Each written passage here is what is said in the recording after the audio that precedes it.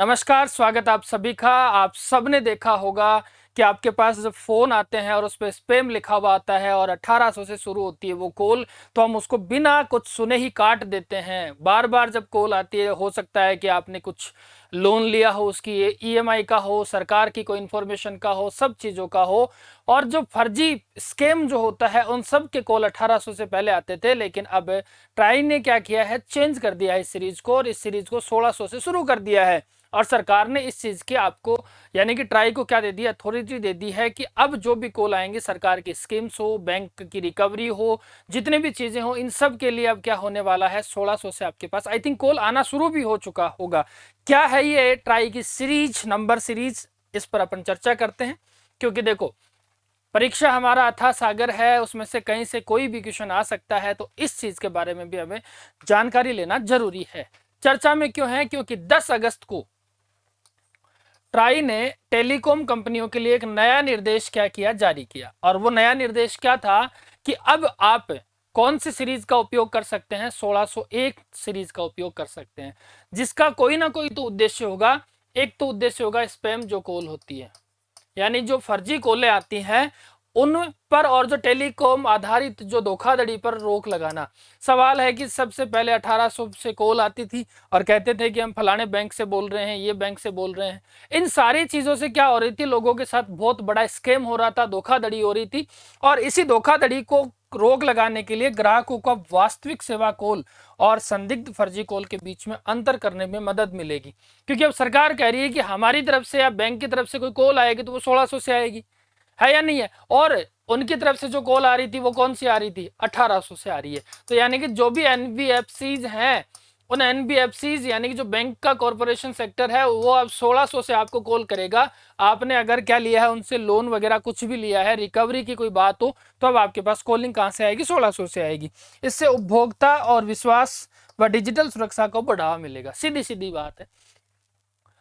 जन जन में विश्वास कैसे पैदा हो, डिजिटल सिक्योरिटी आपको कैसे मिले, इन सारी चीजों के लिए ये 10 अगस्त 2026 को क्या की है, लॉन्च की है। अब बात करते हैं ट्राई है क्या चीज।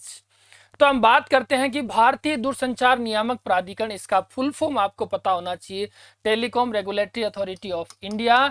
क्योंकि यह कई बार हमारे लिए बहुत बड़ी चीज बन जाती है, क्योंकि हमें इसकी फुल फॉर्म नहीं पता होती है, तो फुल फॉर्म आपको पता होनी चाहिए। फिर भारत का जो दूरसंचार क्षेत्र है, टेलीकम्युनिकेशन क्षेत्र है, उसका प्रमुख नियामक निकाय ये माना जाता है। और जो दूरसंचार सेवाओं के लिए नियामक व्यवस्था तैयार भी यही करता है।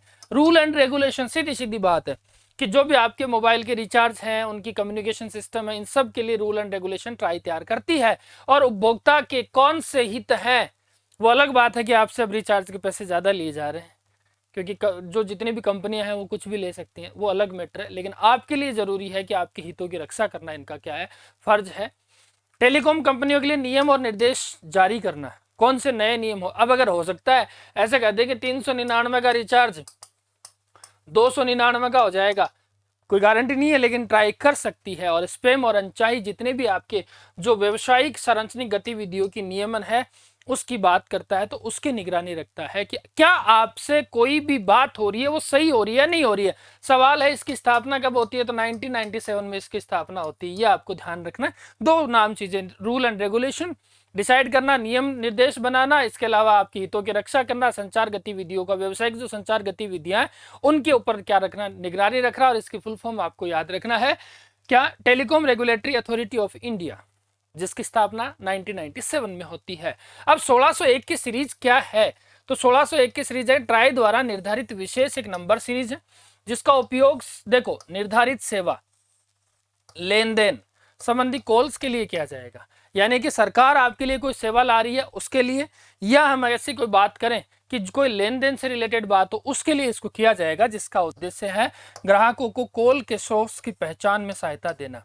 यानी कि जो भी कस्टमर है, उस कस्टमर तक क्या हो कि कॉल की पहचान हो कि कौन मेरे पास कॉल कर रहा है। और इससे वास्तविक संस्थागत कॉल और संदिग्ध कॉल के बीच में अंतर करना आसान हो जाएगा।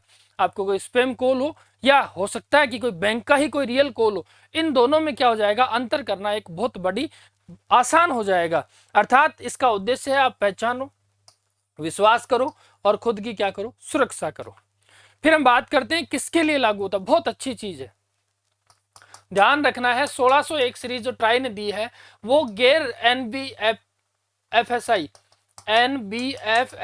क्षेत्र में, जैसे सेवा संबंधी कॉल, रिकवरी यानी लेन देन संबंधी कॉल, कोई भी सरकारी संस्था से संबंधित कॉल है, इनके लिए क्या किया जाएगा, तो 3 नाम याद रखना, सर्विस रिलेटेड या रिकवरी रिलेटेड या गवर्नमेंट की जो भी संस्थाएं हैं इनसे संबंधित कोई कॉल होगी उसके लिए।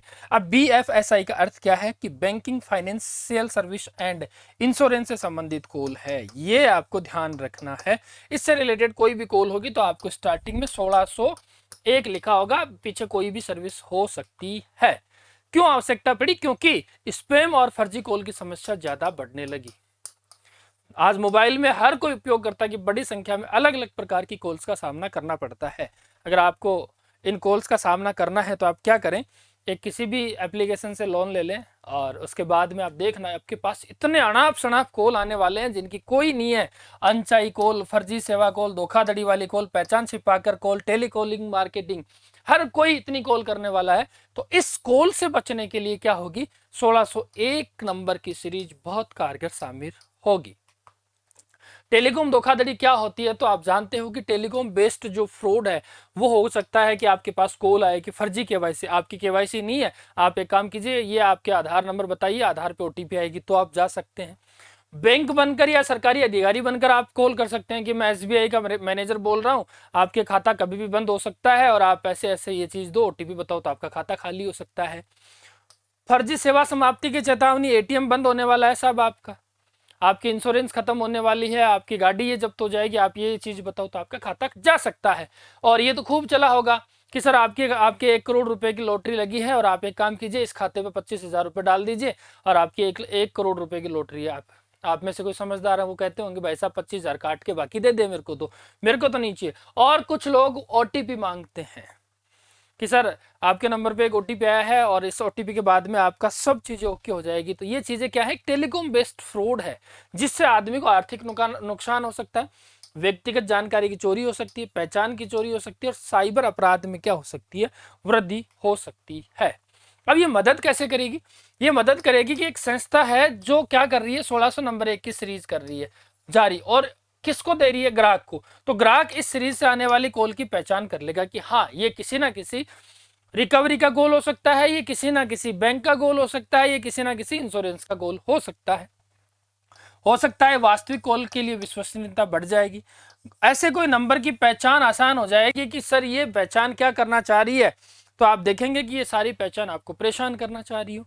इसके अलावा धोखाधड़ी के लिए सामान्य मोबाइल नंबरों का दुरुपयोग कम करने में मदद मिल सकती है या नहीं है, इन सारी चीजों को पता होना चाहिए। तो 1601 सीरीज धोखाधड़ी के अपने आप को समाप्त नहीं करती है बल्कि कॉल की पहचान करती है। ऐसा नहीं है कि 1601 वाली सारी सीरीज आपके लिए ऐसे लगेगी ये तो बहुत अच्छी चीज है ना, वो भी खराब है। बट आपको ध्यान क्या रखना है कि आपको पहचान हो जाएगी कि किसका कॉल है।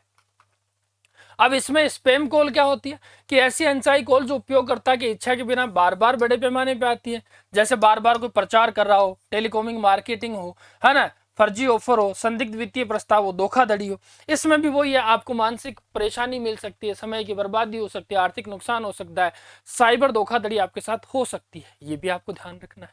फिर इस पे ट्राई काम क्या करेगा, तो इस पे ट्राई क्या कर रही है, तो ट्राई काम कर रहा है कि समय समय पर नोटिस जारी करती है, इनको संचार पर प्रतिबंध लगाती है, टेलीकॉम संसाधनों में डिस्कनेक्टेड किया जा सकता है उनको कि आप इनको बंद कर दो, सस्पेक्टेड जो काम है वो आ जाता है, अधिकृत टेलीमार्केटिंग गतिविधियों पर कार्यवाही की जाती है, ये करते हैं। लेकिन इसमें 7.31 लाख नोटिस जारी अब तक कर चुका है और 1.84 लाख टेलीकॉम संसाधनों का डिस्कनेक्ट कर चुका है। इतना बड़ा जाल बिछाया हुआ है फर्जी स्कैमर्स के द्वारा जो आप सोच भी नहीं सकते हैं। लेकिन इससे उपभोक्ताओं को क्या लाभ, सबसे पहले कॉल आते आप पहचान लोगे कि कॉल किसका है। इससे आपकी ये जरूरी नहीं है कि धोखाधड़ी नहीं होगी, बहुत बार ऐसे फर्जी भी कॉल कर लेते हैं उन्हीं नंबर्स के आधार पे बेस करके, तो आपको बचना खुद को है। हाँ, लेन देन पर आपका भरोसा बढ़ सकता है, अवेयरनेस आपकी काम कर सकती है, ये जरूर आपको ध्यान है उस चीज से। अब इससे हमारी डिजिटल सुरक्षा में क्या इंपॉर्टेंस है, तो जो भी टेलीकॉम नेटवर्क साइबर अपराधी है उसके लिए एक महत्वपूर्ण माध्यम है, क्योंकि फोन वित्तीय और व्यक्तिगत सेवाओं से जुड़ा होता है। सबके आजकल मोबाइल क्या है, तो आप जानते हैं कि फोन पे वगैरह वगैरह सब चलते हैं। फर्जी कॉल साइबर धोखाधड़ी का प्रारंभिक चरण ये बन सकता है और नंबरिंग व्यवस्था से स्पष्ट हो जाता है कि सुरक्षा तंत्र कितना मजबूत है। तो डिजिटल सुरक्षा होनी क्या है, जरूरी है, क्योंकि हर व्यक्ति का फोन आज क्या बन चुका है, एक बैंक बन चुका है। अब इसके आने वाले प्रभाव क्या होंगे, प्रभाव स्पैम के कॉलों में क्या हो जाएगी, कमी, यानी कि जो तुम नहीं चाह रहे हो वो कॉलों की संख्या कम हो जाएगी। अब ये देखो, फर्जी कॉल की पहचान तो आप करनी पड़ेगी, आपको ये खुद नहीं बताएगी, लेकिन आप खुद पहचान कर सकते हो कि कॉल फर्जी है या नहीं है। उपभोक्ता में विश्वास में वृद्धि हो जाएगी, टेलीकॉम आधारित धोखाधड़ी पर कंट्रोल होगा और संस्थागत कॉल की विश्वसनीयता में क्या हो जाएगी, वृद्धि हो जाएगी। ऐसा कह सकते हैं कि सुरक्षित जो रूप से भरोसेमंद डिजिटल संचार व्यवस्था है वो लंबे समय तक क्या रहेगी, सुचारू रूप से चालू रहेगी। लेकिन इसमें बहुत बड़े चैलेंज भी है। चैलेंज क्या है कि जितनी भी संस्थाएं हैं वो क्या इसके नियम फॉलो कर पाएगी, सबसे पहला सवाल। दूसरा, फर्जी कॉल वाले के द्वारा नंबरिंग व्यवस्था का दुरुपयोग करने का प्रयास है, ये सबसे बड़ा है।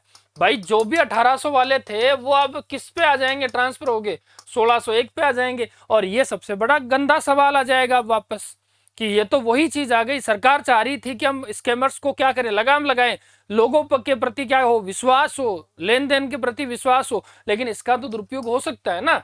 उपभोक्ता में पर्याप्त जागरूकता की आवश्यकता है। जितने भी कंज्यूमर्स हैं उनमें सबसे पहली चीज होनी चाहिए कि आप अवेयर हो या नहीं हो।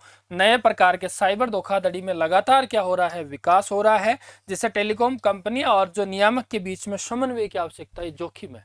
कौन सी कंपनी पे आप विश्वास कर पाओगे, कौन से टेलीकॉलर जो कंपनियां हैं, जियो है, एयरटेल है, वीआई है, कौन सी पे आप कर पाओगे, क्योंकि सब इनके साथ क्या रहेंगे, आपस में कम्युनिकेट करना चाहेंगे, तो समन्वय की आवश्यकता पड़ सकती है।